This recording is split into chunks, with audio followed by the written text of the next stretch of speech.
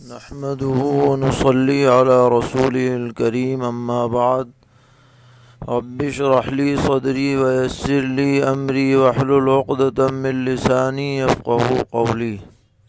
دینی رہنمائی کی مجلس نمبر 234 میں سبھی سامعین کی خدمت میں السلام علیکم ورحمۃ اللہ وبرکاتہ عرض ہے۔ آج کی مجلس کا پہلا سوال یہ ہے کہ کیا قنوت نازلہ ایک مہینے سے زیادہ پڑھنے کی گنجائش ہے؟ جیسا کہ آج کل مہینے بھر سے زیادہ ہو چکا ہے لیکن فلسطین کے حالات سازگار نہیں ہیں، تو ہم مزید قنوت نازلہ پڑھتے رہیں یا پھر ایک مہینے تک پڑھ کر بند کر دیں؟ جواباً عرض ہے کہ جب تک احوال سازگار نہ ہوں قنوت نازلہ پڑھی جا سکتی ہے، اس میں شرعاً کوئی حرج نہیں ہے۔ تاہم اگر سنت کی پیروی کرتے ہوئے ایک مہینے لگاتار پڑھ لیں، پھر کچھ وقفہ دے دیں، 2-4 دن پھر دوبارہ پڑھ لیں، تو یہ زیادہ بہتر ہوگا تاکہ دونوں باتوں کی رعایت رکھی جا سکے۔ ویسے لگاتار پڑھنے میں بھی شرعاً کوئی حرج نہیں ہے۔ سوال کرتے ہیں کہ سب سے پہلے اذان کب ہوئی اور کس نے دی؟ جواباً عرض ہے کہ جو اذان کے موجودہ الفاظ پوری دنیا میں رائج ہیں، یہ اذان خواب میں دکھلائی گئی ایک صحابی کو جن کا نام عبداللہ ابن زید ابن عبد ربہ ہے، اور انہوں نے آ کر پیغمبر علیہ السلام کو اس کی خبر دی، تو چونکہ ان کے مقابلے میں حضرت بلال حبشی رضی اللہ تعالی عنہ کی آواز زیادہ بلند تھی، اس لیے پیغمبر علیہ السلام نے ان کو حکم دیا خواب دیکھنے والے صحابی کو کہ وہ حضرت بلال رضی اللہ عنہ کو سکھائیں اور حضرت بلال رضی اللہ عنہ اذان دیں۔ تو اس اعتبار سے امت محمدیہ میں سب سے پہلے اذان دینے والی شخصیت حضرت بلال حبشی رضی اللہ تعالی عنہ کی ہوتی ہے، اور یہ واقعہ سن 2 ہجری کا بیان کیا جاتا ہے، یعنی مدینہ منورہ میں اس کا آغاز ہوا۔ اس کے علاوہ بعض اور روایتیں ملتی ہیں کہ حضرت آدم علیہ السلام نے بھی اذان سنی، اور حضرت جبرائیل علیہ السلام نے معراج کے سفر میں دی، لیکن ان پر اعتماد نہیں کیا جا سکتا۔ صحیح روایتیں اسی اذان کے بارے میں ہیں جو خواب میں دکھلائی گئی اور پھر امت میں رائج ہوئی۔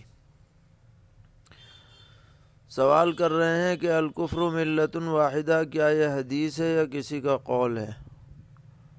جواباً عرض ہے کہ ان الفاظ کے ساتھ کوئی حدیث دستیاب نہیں ہوئی، البتہ بہت سی کتابوں میں بحثوں کے درمیان یہ جملہ ملتا ہے، اور اس کا مطلب واضح ہے کہ اسلام کے مقابلے میں جتنے بھی کافر ہیں، چاہے وہ کسی بھی مذہب سے تعلق رکھتے ہوں، وہ کفر میں برابر ہیں، نفس کفر میں برابر ہیں۔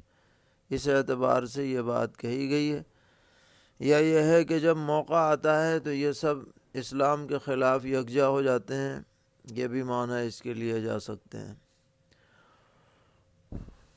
سوال کر رہے ہیں کہ نفلی نمازوں کا کیا فائدہ ہے؟ ہماری فرض نمازوں میں جو کمی رہ جاتی ہے تو کہ قیامت کے دن اس کمی کو نفل سے پورا کیا جائے گا، اسی طرح نفلی صدقہ خیرات میں جو کمی رہ جائے کے ذریعے سے زکوٰۃ میں جو کمی رہ گئی اس کو پورا کیا جائے گا۔ کیا یہ بات صحیح ہے؟ جواباً عرض ہے کہ ترمذی شریف صفحہ 94 جلد 1 میں ایک روایت موجود ہے جس میں نبی اکرم علیہ الصلاۃ نے فرمایا کہ اللہ تعالیٰ کے دربار میں عبادات میں سب سے پہلے نمازوں کا حساب لیا جائے گا،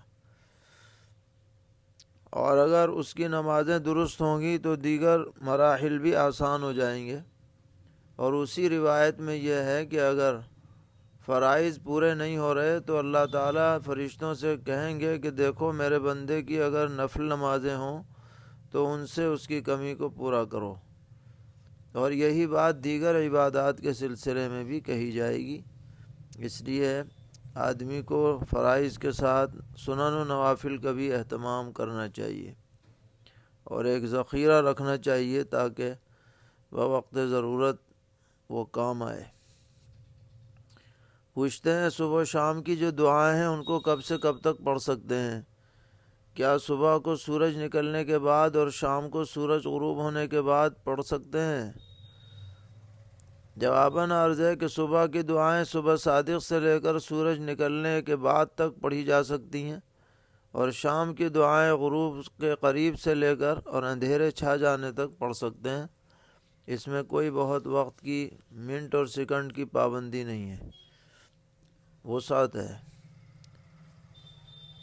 سوال کرتے ہیں کہ یہ جو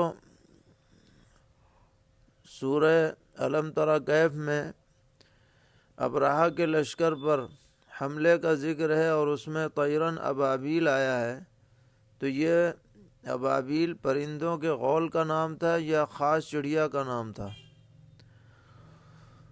جواباً عرض ہے کہ یہ ابابیل ریوڑ اور غول کے معنی میں آتا ہے، اور اردو میں ایک خاص چڑیا کو بھی ابابیل کہا جاتا ہے، اور غالباً اس کو ابابیل کہنے کی وجہ بھی یہی ہے کہ وہ عام طور پر اکیلی نظر نہیں آتی، غول کے غول ان کے آتے ہیں۔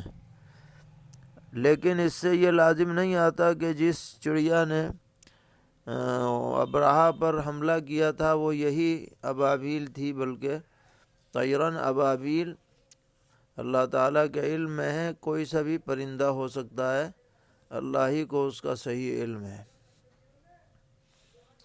پوچھتے ہیں تبلیغی جماعت والے مسجد کے حمام میں کھانا پکا کر پھر مسجد میں کھاتے ہیں، کیا یہ درست ہے؟ جواباً عرض ہے کہ پاک جگہ پر کھانا پکانا اور مسافر ہونے کی حیثیت سے مسجد میں کھانا شرعاً جائز ہے، لیکن اگر باہر جگہ موجود ہو تو وہاں کھانے کا اہتمام رکھیں تو زیادہ بہتر ہے، لیکن ناجائز نہیں ہے۔ پوچھتے ہیں طوال مفصل کی ایک صورت ایک رکعت میں پڑھی جائے، یہ ایک صورت دونوں رکعتوں میں پڑھنے سے یا کچھ آیتیں پڑھنے سے مستحب ادا ہو جائے گا یا نہیں؟ تو جواباً عرض ہے کہ اگر ایک رکعت میں اتنا پڑھا جو طوال مفصل کی کم از کم صورت مثلا سورہ تکویر یا سورہ انفطار یعنی اذا الشمس کورت اذا السماء انفطرت اس کے برابر ہو جائے تو مستحب ادا ہو جائے گا۔ زیادہ بہتر یہ ہے کہ ایک رکعت میں پوری ایک سورت پڑھنی چاہیے۔ پوچھتے ہیں ہماری مسجد 2 چھتی ہے جس کے اندر جمعہ وغیرہ میں نمازی بھر جاتے ہیں، اب مسجد کی کمیٹی والے یہ چاہتے ہیں کہ اسی 2 چھتی میں امام صاحب کے لیے حجرہ بنا دیا جائے، تو کیا ایسا کرنا جائز ہے؟ جواباً عرض ہے کہ جو 2 چھتی پہلے سے مسجد شریع کی حدود میں داخل ہے وہاں اب حجرہ وغیرہ بنانا جائز نہیں ہے، کسی اور جگہ بنائے جو مسجد سے خارج ہو۔ پوچھتے ہیں مسجد میں ذکر کرنے کا طریقہ کیا ہے؟ ہمارے امام صاحب مسجد میں بلند آواز سے ذکر کرواتے ہیں، کیا یہ درست ہے؟ جواباً عرض ہے کہ مسجد میں ایسے وقت بلند آواز میں ذکر کرنا جس سے نمازیوں کے نماز میں خلل پڑتا ہو، جیسے نمازوں کے فوراً بعد یا جب لوگ سنتوں میں مشغول ہوں یا نوافل میں مشغول ہوں، تو کسی کے لیے بلند آواز میں تلاوت یا بلند آواز میں ذکر کرنا صحیح نہیں ہے۔ ہاں خالی اوقات میں جب کہ اور کوئی معنی نہ ہو، اگر کوئی بلند آواز سے ذکر کرے اور کسی کو رکاوٹ بھی نہ ہو، اعتراض بھی نہ ہو، تو گنجائش ہے۔ پوچھتے ہیں بیوی اپنے شوہر کو زکوٰۃ کیوں نہیں دے سکتی؟ جواباً عرض ہے کہ شوہر اور بیوی کے منافع عموماً مشترک ہوتے ہیں، اس لیے ایک دوسرے کو زکوٰۃ دینا درست نہ ہوگا۔ سوال ہے کیا طواف کے دوران والد اور چھوٹے بچے ہینڈ کف کو پہن کر طواف کر سکتے ہیں تاکہ بچہ ادھر ادھر گم نہ ہو جائے؟ جواباً عرض ہے کہ ہینڈ کف پہن کر طواف کرنے میں کوئی حرج نہیں ہے، یہ اسی طرح ہے جیسے بیلٹ باندھی جا سکتی ہے، اسی طرح ہینڈ کپ بھی باندھ سکتے ہیں۔ سوال ہے کہ لوگ بھیڑ بھاڑ کی وجہ سے احرام کے لباس کو گندگی میں یوں ہی پھینک دیتے ہیں، تو ان کا یہ عمل صحیح ہے یا نہیں؟ جواباً عرض ہے کہ احرام کو اس طرح پھینکنا نہیں چاہیے، کسی استعمال میں لے آنا چاہیے۔ یہ اپنے مال کا ضیاع ہے جس سے مطلقاً منع کیا گیا ہے۔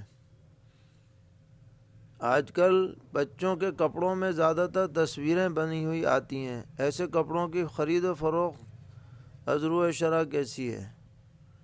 جواباً عرض ہے کہ خرید و فروخت تو مکروہ ہے لیکن آمدنی حرام نہیں ہے، اس لیے کہ کپڑا قیمتی ہے، کپڑے کی قیمت ہے جو آ رہی ہے۔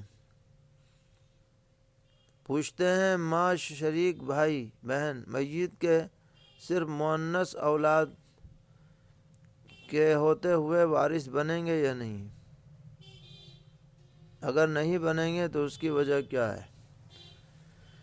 جواباً عرض ہے کہ میت کی اگر مؤنث یا مذکر کوئی بھی اولاد موجود ہو تو اخیافی بھائی بہن حصے دار نہیں ہوتے، استحقاق نہیں ہوتا ہے، ان کی موجودگی میں ان کا کوئی حصہ نہیں ہے کیونکہ میت کی اولاد موجود ہے۔ یا اسی طرح کوئی عصبہ موجود ہے، یعنی لڑکا موجود ہے مثلا یا پوتا موجود ہے، ایسے عصبات جن کی وجہ سے اخیافی محروم ہو جاتے ہیں، اور بعض دیگر عصبات ہیں جن کی وجہ سے اس کی تفصیل لکھ کر کے دارالفتہ سے پوچھنی چاہیے۔ اللہ تعالی ہم سب کو دین پر استقامت عطا فرمائے، ہر طرح کے شرور سے محفوظ رکھیں۔ خاص طور پر اہل فلسطین کے لیے دعا کی ضرورت ہے، اللہ تعالی ان پر رحم فرمائیں، ان کی مدد اور نصرت فرمائیں، اور جو لوگ ان پر ظلم کر رہے ہیں، جو طاقتیں ان پر ظلم کر رہی ہیں، ان کو نمونہ عبرت بنائیں، ان کے تسلط سے امت کو نجات عطا فرمائیں۔ وصلی اللہ تعالی علی خیر خلقہ محمد وعلی آلہ واصحابہ وذریاتہ اجمعین۔